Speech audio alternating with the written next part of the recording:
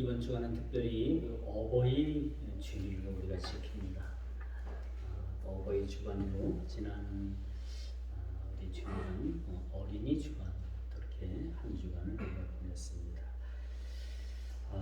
그래서 우리가 이제 어버이 주간에 늘 그 말씀의 레파토리가 같잖아요, 그렇죠?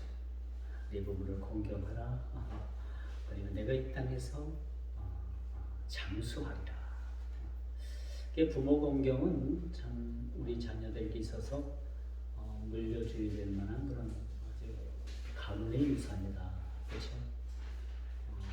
내가 공경을 받으려면 우리 이제 현 시대들이 공경을 받으려면 자녀들을 하나님 말씀으로 잘 양육해야만 되겠죠.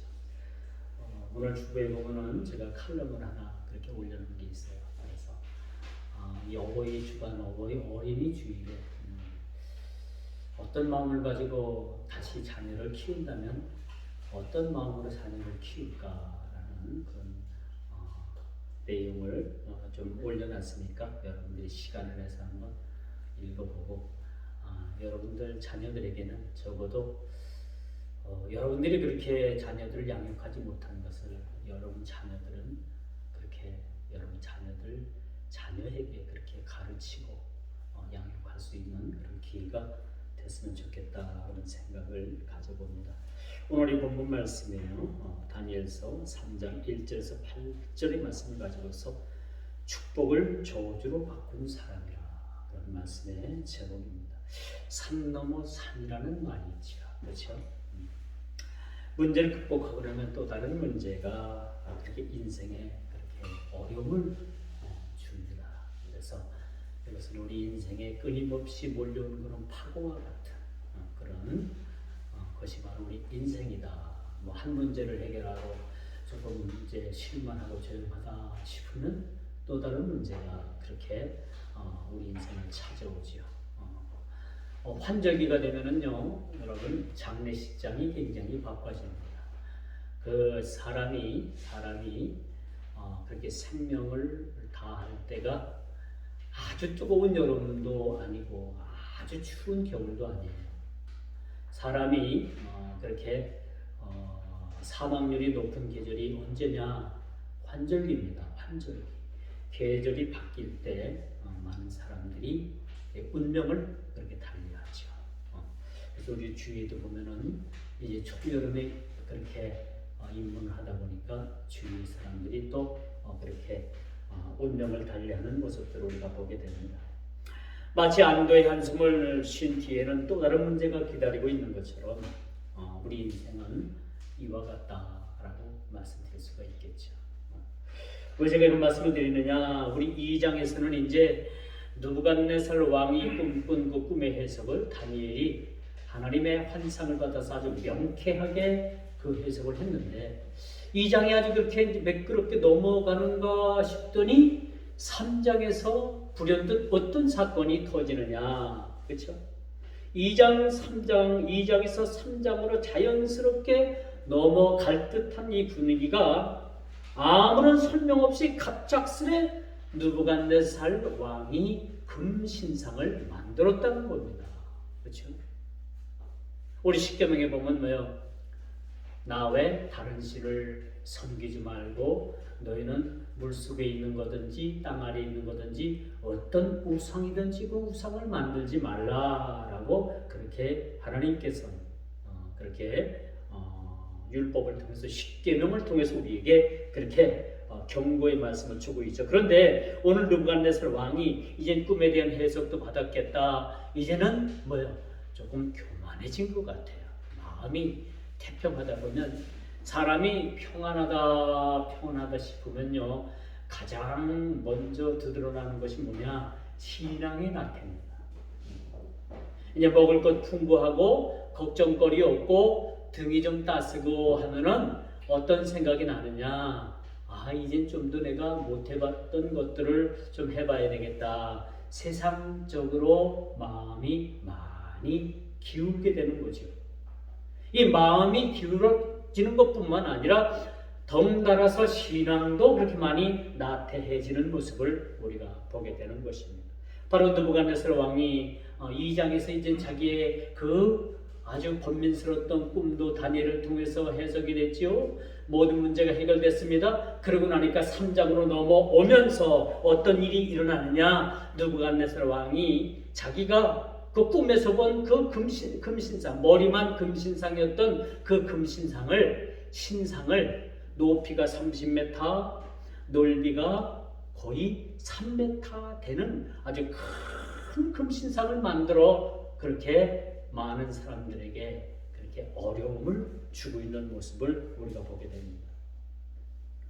이 느부갓네살 왕이 금으로 신상을 만들었다는 것은 아주 오늘 본문에 아주 3장 1절부터 아주 대서특필한, 신문으로 말하면은 그렇게 인터넷 머리기사 헤드라인으로다가 그렇게 장식을 하는 그 내용이 뭡니까?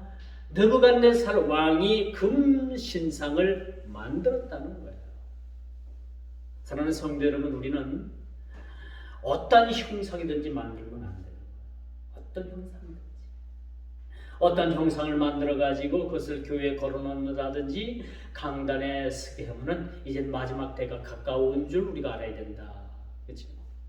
마지막 때에 일어나는 일들이 뭐냐 하면은 이 단에 가증스러운 것들이 단에 섰을 때는 너희가 마지막 때가 가까운 줄 알라 라고 이렇게 성경은 그렇게 말씀해 주고 있어요. 그래서 우리는 어떤 형상이든지 만들면 안 돼요. 여러분, 중세시대에 동로마와 서로마가 아주 분열이 됐죠.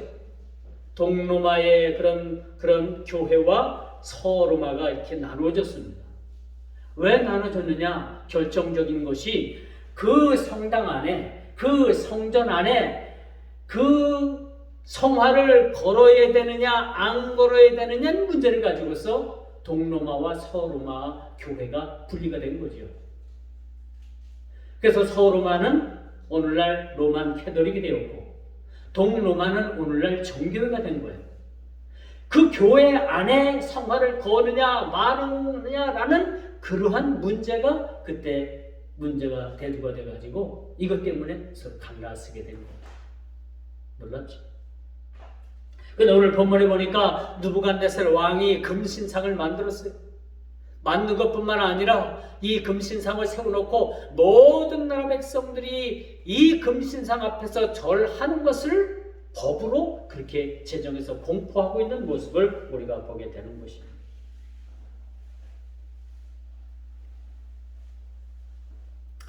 이 느부갓네살 왕은 그렇게 생각했을 거예요. 세상 나라들이 이제 하나둘씩 그의 손에 들어오게 되고 바벨론이라는 왕국은 아주 거대한 힘을 가진 나라였어요. 그렇기 때문에 이제 왕은 어떤 생각을 하느냐? 금신상을 세워놓고 그것에 절하도록 그렇게 만들어 놓는 모습을 보게 됩니다. 왜 하필이면 금신상을 만들었을까요? 이 2장에 보면 느부갓네살 왕이 어떤 꿈을 꿨습니까? 머리는 금이요, 가슴과 그 일부 배는 철이고 양쪽 팔은 은이고, 그렇죠? 그 밑에 무릎이나 발가락은 철과 흙을 섞어서 만든 그런 신상을 본 거예요. 하나님께서 이 일은 장차 되어질 일들에 대해서 느부갓네살 왕에게 보여준 것을 이제 왕은 이것을 빌미 삼아서 큰 금신상을 만들어 놓고 하나님께서 가장 가증히 여기는 우상을 만들어서 그 우상에게 절하도록 만들어 놨다는 것을 우리가 보게 됩니다. 그래서 지금은 느부갓네살 왕이 그 꿈을 오히려 그에게 잘못된 영감을 불러일으키게 된 거예요. 차라리 느부갓네살 왕이 그런 꿈을 꾸지 않았다면 그런 금신상을 그렇게 만들어서 그렇게 하나님 앞에 범죄하는 일은 없지 않았을까라는 생각을 가져보게 됩니다. 순전히 그의 꿈은 그에게 잘못된 영감을 불러일으키고 있다. 잘못된 영감. 하나님께서 주시는 꿈은 정확하게 온전한 하나님께서 우리에게 주시는 영감의 말씀이죠. 그런데 느부갓네살 왕이 꾼 꿈을 이제는 그가 어떤 식으로 이용을 하느냐? 바로 큰 금신상을 만들어 가지고 많은 사람들을 범죄하도록 만들었다는 사실에 대해서는 하나님 앞에 그 행위에 대해서 온전히 잘 볼 수가 없다라는 것을 우리가 보게 되는 것이죠. 이제 머리만큼이 아닌 전체를 금으로 만들 생각을 하고 있었다는 것을 우리가 보게 됩니다. 그리고 실질적으로 그 금신상을 만들어 가지고 많은 사람들, 온 나라 백성들이 다 그 금신상 앞에 엎드려 절하도록 그렇게 만들어 놨다는 사실을 우리가 보게 됩니다. 이 나쁜 쪽으로 머리가 잘 돌아가는 사람들이 있으면요, 여러분, 세상이 어지러워지게 됩니다. 좋은 머리 가지고 좋은 영감을 가지고 좋은 데 쓰면은 세상이 밝아지지만은 그 좋은 머리 가지고 나쁜데 그런 영감을 받아가지고 그렇게 이 느부갓네살 왕처럼 이렇게 잘못된 행위에 그렇게 젖어들게 되면은 국가가 망하는 길로 갈 수밖에 없다는 사실을 우리가 또한 알아야 되는 거죠. 그러나 여러분, 이렇게 신상을 만드는 것은, 만든다는 것은, 또 그의 행위는 하나님께서 그에게 경고한 말씀을 잃어버린 거예요. 오늘 다니엘서 2장 45절에 보니까 느부갓네살이 왕이 꾼 꿈의 그 신상이, 그렇죠?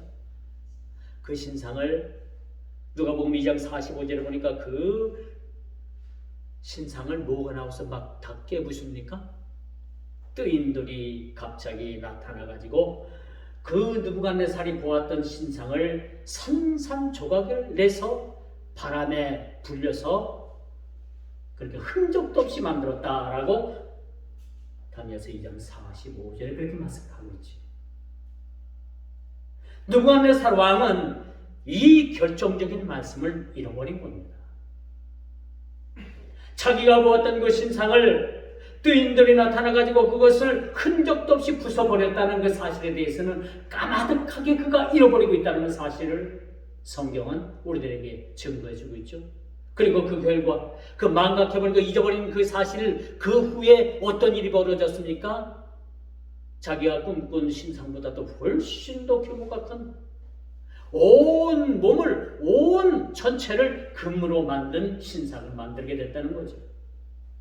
그는 뜨인돌이 나타나가지고 그 신상을 산산조각 내게 냈다라는 사실에 대해서조차도 까마득하게 잃어버렸다는 사실을 우리는 염두에 둘 필요가 있는 것입니다. 그는 자신이 한 말을 잊었죠. 한때는 여러분, 다니엘의 하나님을 인정했어요. 느부갓네살 왕이. 그는 얼마 지나지 않아 금신상을 만들고 참 하나님을 섬기는 자를 핍박하기 시작을 했습니다. 꿈에 대한 해석이, 그 해석이 해결되었을 때 다니엘이 섬겼던 하나님을 그가 잠깐이라도 인정을 했죠. 그런데 시간이 지나면서 어떻게 느부갓네살 왕이 변했는가? 얼마 지나지 않아서 금신상을 만들고 참 하나님을 섬기는 사람들을 핍박하기 시작을 했다는 거예요. 하나님을 믿지 않는 사람들이 뭐 금신상을 만들어가지고 절을 하던 거기를 그 금신상을 삶아 먹든 뭐 자기네 집안에 드리든 그건 상관이 없습니다. 그러나 이 바벨론으로 끌려온 이 바벨론의 많은 그 유대인들에 대해서는 어찌해야 하는 것이죠? 바로 하나님만을 섬기는 이스라엘 백성들에게는 감히 금신상 앞에서 절하고 그 우상을 섬긴다는 것은 죽음과도 같은 것이라고 보게 되는 것이죠. 이걸 빌미로 인해 가지고 이제는 느부갓네살 왕은 참 하나님을 섬기는 자를 핍박하기를 시작했다는 거죠. 그러므로 오늘 본문을 보면 이 본문의 주제의 말씀, 이 제목처럼 그는 축복을 저주로 바꾸는 자였다는 것을 우리가 보게 됩니다. 하나님께서 주신 이 축복을 저주로 바꾸는 사람들이 행여더러 있다는 사실을 우리는 보게 됩니다. 바로 바벨론 왕 느부갓네살 왕 같은 사람이 바로 하나님의 축복을 저주로 바꾼 사람이라는 사실들을 우리는 익히 여러분 염두해 둬야 될 것이라고 말씀드릴 수가 있습니다. 그는 헛된 영광의 도구로 하나님의 영광을 바꿔버렸습니다. 꿈의 형상을 온 나라가 경배할 우상으로 만들어버렸고 헛된 영광의 도구로 만들어버렸다는 것이 오늘 본문 기자가 저와 여러분들에게 그렇게 밝혀주는 말씀이죠. 이렇게 신상은 약 30m가 되는 거예요. 30m면 여러분 대단한 높이죠. 아파트로 말하면 몇층 정도가 됩니까? 아파트가 한 층이 한 1.8에서 2.0 정도 그런 높이라고 우리가 봤을 때, 그렇죠? 훨씬 더 10층 이상은 되는 아주 높은 그러한 신상을 만들었다는 거죠. 자, 이 어마어마하게 큰 이 크기, 이제 이 신상은 바벨론의 국가의 종교의 상징이 되어버렸다는 겁니다. 사신 하나님을 믿는 것이 아니라, 사신 하나님을 인정하고 하나님을 경배하는 것이 아니라 그 높이가 30m가 넘는 그러한 금신상을 만들어가지고 그것을 우상으로 섬긴다는 것은 전적으로 하나님을 대적하는 행위가 될 수밖에 없다는 거죠. 그리고 이것을 국가의 종교의 상징으로 그렇게 만들어 놓고 바벨론 그런 국민들이요, 바벨론 백성들이요, 이 신상을, 이 금신상을 너희들이 앞에 나와서 이 금신상 앞에서 절하라라는 그런 명령을 내리게 되는 겁니다. 순간 모두 엎드려 왕이 세운 금신상에게 절하라는 웃지 못하는 그런 명령이 내리게 되는 거죠. 이렇게 세워놓고 모든 이 백성들에게 왕이 세운 이 금신상에게 절하라라는 그런 명령이 그렇게 온 도와 온 지역에 그렇게 이것이 명령이 하달되어 있다는 사실입니다. 5절 말씀이 바로 그런 말씀이죠. 신상을 세운 목적이 바로 여기에 있었다는 거죠. 언제나 세상은 하나님의 뜻과 반대로 갑니다. 언제나 세상은 하나님의 뜻에 역행하는 것이 바로 세상입니다. 그러면 우리 그리스도인들은요, 이 세상을 향해서 어떻게 살아가야 되느냐? 물고기가 마치 그 물살을 따라서 거꾸로 헤엄쳐서 올라가는 것처럼 살아가는 방법, 그렇게 살아야 되는 것이 우리 그리스도인들의 모습이라고 우리가 볼 수가 있겠죠. 세상 물에 떠내려가는 것처럼 그 떠내려가는 물에다가 헤엄쳐서 떠내려가면은 한없이 끝도 없이 우리가 떠내려가서 죽음으로 가는 곳으로 떠내려갈 수밖에 없는 거죠. 이 죄악의 세상에 우리 그리스도인들이 어떻게 살아야 된다고요? 물고기가 거꾸로 헤엄쳐서 올라가는 것처럼 그 영유를 향해서 그렇게 죽을 각오로 그렇게 헤엄쳐서 올라가는 것처럼 그렇게 헤엄치는 것이 우리 그리스도인들의 오늘날 우리가 살아가는 방법이라는 사실들을 여러분 기억하시기를 바랍니다. 만약에 우리가 신상에게 절을 한다면, 만약에 우리가 신상에게 절을 하지 않는다면 어떤 결과가 있으리라는 것은 우리가 불을 보듯이 뻔한 거죠. 이렇게 신상을 만들어 놓고 온 나라 백성이 다 신상에게 절을 하라고 했을 때 우리 그리스도인들은 이 신상 앞에 절대로 절을 할 수가 없는 것이 우리의 신분이죠. 그렇다면 이렇게 절을 하지 않는 이 그리스도인들을 향해서 어떠한 그런 일들이 벌어질 것이라는 것은 불을 보듯이 뻔한 이야기라는 것을 오늘 본문을 통해서 우리가 살펴보게 되는 겁니다.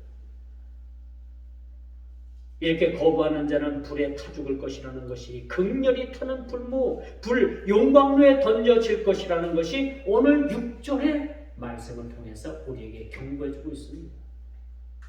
이렇게 신상 앞에 절하지 않으면 너희들은 그 펄펄 끓는 용광로와 같은 풀무 속에 던져질 것이라는 그런 말씀이 오늘 본문 말씀을 통해서 우리들에게 그렇게 증거되고 있죠. 그러나 여러분, 모두가 이 명령에 자발적으로 따라오지 않을 것이라는 것을 왕도 잘 알고 있었습니다. 여러분, 아합의 시대에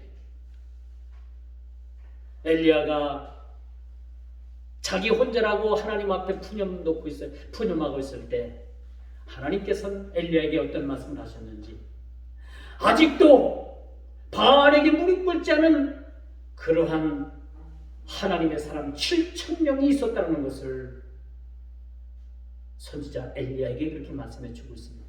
모두가 타락을 하고 모두가 다 그릇된 길로 가고 모두가 다 세상으로 가는 것 같지만은 아닙니다. 이 지구상에 많은 사람들이 존재하고 수많은 사람들이 모두가 거의 다 우상을 향해 나가는 것 같지만 그 중에서도 하나님께서 택하시고 하나님께서 세워주신 하나님의 백성들이 바알에게 무릎 꿇지 않은 그런 칠천가도 같은 그런 하나님의 예비하고 준비된 백성들이 예비되어 있다는 사실들을 우리는 기억을 해야 합니다.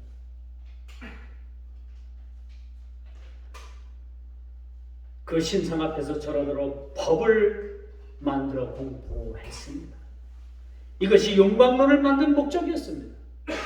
그 신상을 왜 만들었느냐? 그 신상 앞에 절하지 않는 자들에게는 그 포항제철의 용광로와 같은 그 용광로 속에 집어 던진다는 거죠. 그래서 풀무불을 만들어 놨다는 걸 우리가 보게 됩니다. 오늘 8절의 말씀, 이제 우리가 본문을 통해서 마지막 절을 우리가 본 말씀이죠. 그때에 어떤 갈대아 사람들이 나와 유대 사람들을 고소하니라. 그렇죠? 여러분, 마지막 때가 되면요, 마지막 때가 되면 우리 믿는 사람들을 누가 우리를 고소하는 줄 압니까? 형제가 형제를, 부모가 자식을, 자식이 부모를 서로 고소해요. 북한에는 여러분 오후 담당자가 있어가지고 5가구의 한 그룹을 만들어가지고 서로 감시를 합니다. 그리고 행여나 그들이 자기들 사상 그 공산주의에 입에대는 그러한 문제가 터지면 심지어는 자기 부모라도 가서 고소를 해요. 그렇게 무서운 동네입니다. 여러분, 마지막 때가 되면요, 여러분, 여기저기에서 배도하는 일이 일어납니다.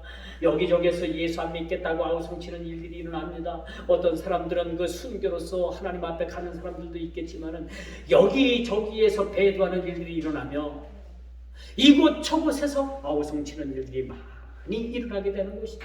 오늘 본문 8절 한번 봅시다. 그때에, 그렇죠? 그때에 어떤 때입니까?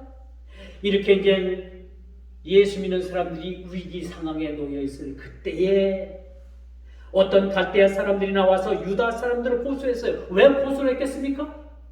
모두가 다 나쁜 소리가 나면은 그 신상 앞에서 절을 해야 되는데 모든 사람들이 다 절을 하고 있는데 그 유대 사람,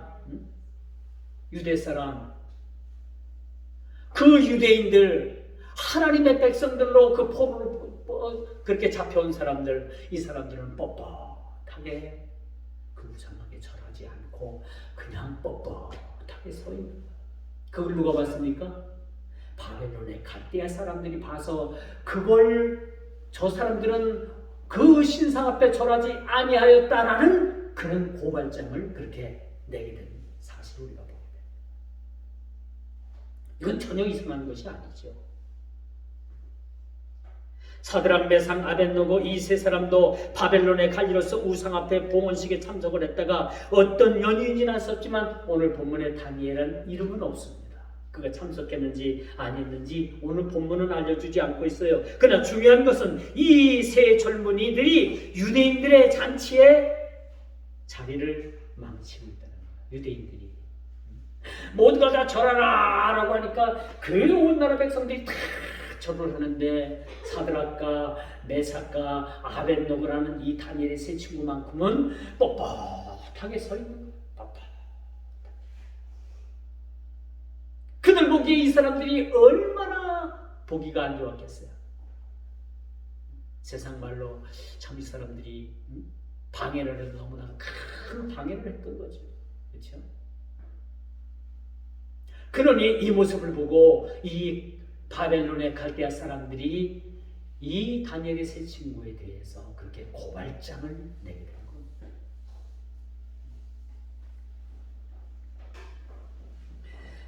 모두 무릎을 꿇고 우상 앞에서 절하나 이들 셋은 뻣뻣이 서 있었습니다. 이들은 하나님 외에 어떤 것들에게 절하지 않는 그런 절개의 신앙을 가지고 오직 유일하신 하나님 주 예수 그리스도 그분만이 우리의 왕이요 우리의 주요 우리 삶의 대안이라는 것을 그 자리에서 고백을 하고 있는 모습을 우리가 보게 되는 것입니다. 금신상, 그 풀물불 앞에서 모두가 무릎을 꿇었지만 그들은 주님을 두려워하며 굳게 뻣뻣하게 서 있는 거예요.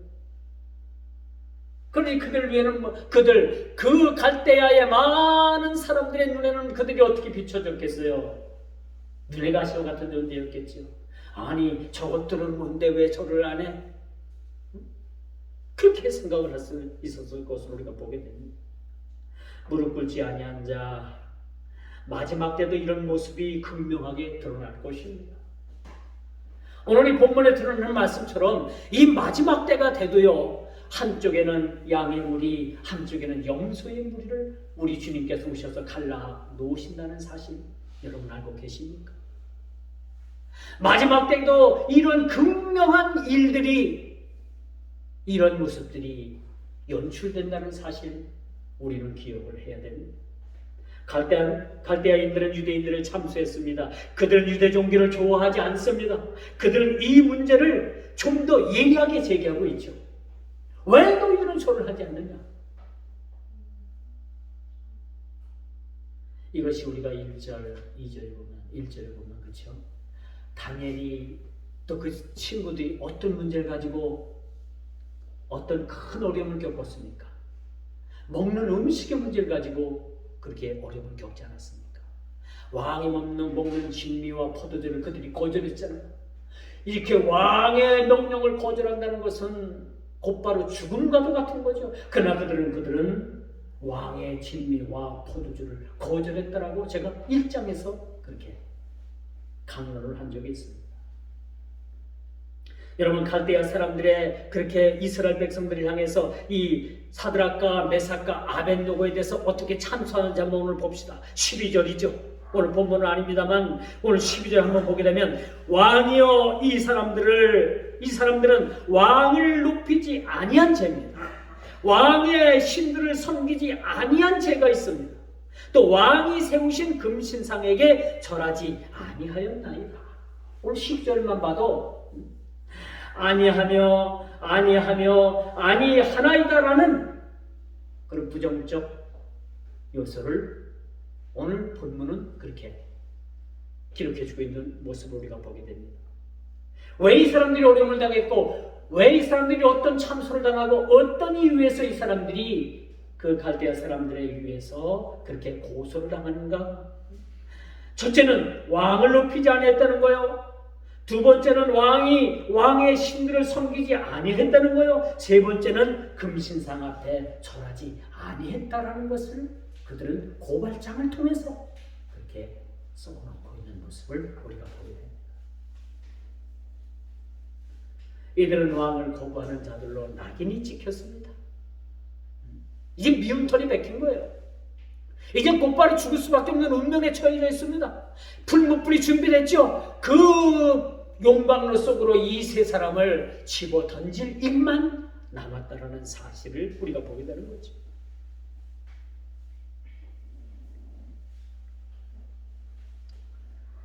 이 일로 어떤 상황이 연출되는지 우리는 조심스럽게 한번 지켜봐야 됩니다. 이 금신상 앞에 절하지 않는 자들을 어떻게 처리해야 될 것인가? 또 어떻게 처리하는 것인가? 이 세 사람 앞에 어떤 앞으로의 일들이, 큰 일들이 닥쳐질 것인가라는 것을 우리는 조심스럽게 한번 예견해 봐야 되는 거죠. 이 사람들에게 일촉즉발, 이젠 펄펄 끓는 그 용광로 속으로 뛰어들어 갈 수밖에 없는 상황이 놓일지도 모르는 상황입니다. 이제 말씀의 결론을 맺습니다. 언제나 인생은 높은 파고 속에서 험난한 파고를 향해 극복해야 되는 것이 우리 인생의 운명입니다. 다니엘과 세 친구들이 이 먹는 문제, 왕의 진미와 포도주를 잘 지혜롭게 넘긴가 싶더니 이제는 어떤 문제가 생깁니까? 왕이 하필 꿈을 꿔가지고 그 꿈을 해석을 못하니까 다 죽게 생겼잖아요. 그런 위기 속에서도 다니엘과 세 친구들은 기도함으로 인해서 그 문제를 해결받는 모습을 보게 됩니다. 그런데 세 번째, 그들에게 큰 인생의 광풍이 불어왔어요. 광풍이 대적을 했습니다. 금신상 앞에 절하지 않는 그런 세 번째 그런 큰 문제가 그들에게 닥쳐집니다. 사랑하는 성도 여러분, 마치 우리 인생이 이와 같다고 생각을 할 수 있습니다. 한 문제가 좀 지나간다 싶고 문제가 해결된다 싶더니 또 큰 문제가 우리 인생을 또 집어삼켰듯이 그렇게 우리 각해인 앞에 와 서 있습니다. 이 문제를 조금 더 해결하고 좀 문제가 해결된다 싶더니 더 큰 문제가 우리 인생 앞에 딱 다가온 겁니다. 이것이 바로 우리 인생입니다. 그렇다고 우리가 이것을 포기해야 될까요? 물러서야 될까요? 아니죠. 이것을 운명이거니 생각하고 이 험난한 파고를 향해서 극복해야 되는 것이 저와 여러분들이 해야 될 그런 과정 속에서 우리가 살아가야 될 것이 우리 인생이다라는 것을 우리가 한번 깊이 오늘 말씀을 통해서 그렇게 묵상했으면 좋겠습니다. 이렇게 악당들은 늘 우리를 불시험 가운데 밀어넣습니다. 악당이 누구예요? 세인들입니다. 세상 그런 사탄의 검은 세력들입니다. 어둠의 세력들입니다. 이 어둠의 세력들은 언제나 이 우리 그리스도인들을 막장 골목으로 그렇게 밀어붙입니다. 낭떠러지기 끝까지 우리를 밀어붙이는 거예요. 뭐 이런 말씀이 드릴 수밖에 없는 것은 예수님께서도요, 그 유대인들의 유에서 예수님을 낭떠러지기로 막 몰아붙이려고 하잖아요. 그럴 때 예수님께서는 신적 권능과 능력으로 그 위험에서 빠져나오는 모습을 우리가 보게 됩니다. 여러분, 이런 말씀을 보면서 우리가 그런 생각을 안 가질 수가 없어요. 우리는 우리 주님 오시는 그날까지 이러한 삶이 우리 삶의 연습이라는 사실을 우리가 두려운 마음을 가지고 이것을 준비해야 되는 거죠. 언제나 우리 그리스도인들은요, 언제나 세상이 우리를 그런 낭떠러지기 끝으로 우리를 내몬다는 사실을 여러분 깊이 우리가 생각해야 돼요. 이것이 늘 우리에게 그래왔듯이 여러분 마지막 때에도 이런 모습으로 이런 방법으로 옥석을 가리십니다. 우리 주님 오실 때쯤 되면은 이 마지막 때에 우리를 어떻게 평가하실까? 옥석을 가리듯이 가립니다. 이게 마지막 때가 되면 여인들이 키지를 한다고 하잖아요. 키지, 그렇죠? 예전에는 타작을 하면은 뭐 그렇게 타작 그 기계가 별로 좋지 않아 가지고 그 까레기고 뭐고 해가지고 우리 어머니들이 며칠 밤을 새워갖고 그 키지를 해가지고, 그렇죠? 그래서 알곡과 그런 쭉정이를 골라내는 모습을 우리가 보게 됩니다. 그러면 우리는 어떤 일이 앞으로 어떻게 닥칠지는 아무도 모릅니다. 어떤 방법으로 닥칠지는 아무도 몰라요. 그러나 우리는 준비해야 된다는 거죠. 다만 그 어떤 상황 속에서도 우리 그리스도인들의 삶을 한결같다라는, 한결같아야 된다는 것은 분명한 사실입니다. 다니엘과 세 친구들에게 닥친 이 마치 운명과도 같은 이 상황을 하나님께서는 이 세 친구들에게 어떻게 역사하실 것인지, 우상 앞에 절하지 않은 그 이 친구들에 대해서 하나님께서는 어떤 방법을 취하고 어떻게 하시는지, 이 상황에서 저와 여러분들이 이 사건 현장에서 지금 놓여 있다면 우리는 어떤 지혜를 하나님께 구해야 되는지, 어떤 방법을 통해서 우리가 살아가야 되는지 심사숙고하여 또 하나님께서 역사하시는 그 역사를 우리가 지켜보고 한 주간도 우리에게 주신 이 본문을 통해서 주어지는 말씀, 우리는 어떻게 할 것인가? 저와 여러분들은 어떻게 할 것인가? 어떻게 이 어려운 난제를 극복할 것인가? 뭐 잠시 잠깐인데 뭐 누가 보겠어? 하고 그 우상 앞에 절을 하고 편하게 살 것인지, 아니면 뻣뻣하게 서 있다가 이 갈대인으로부터 그들로부터 고소를 당할 것인지, 한 주간 여러분 모두가 깊이 고민해보는 저와 여러분들 되기를 주님의 이름으로 축원하면서 말씀을 맺도록 하겠습니다. 기도합니다.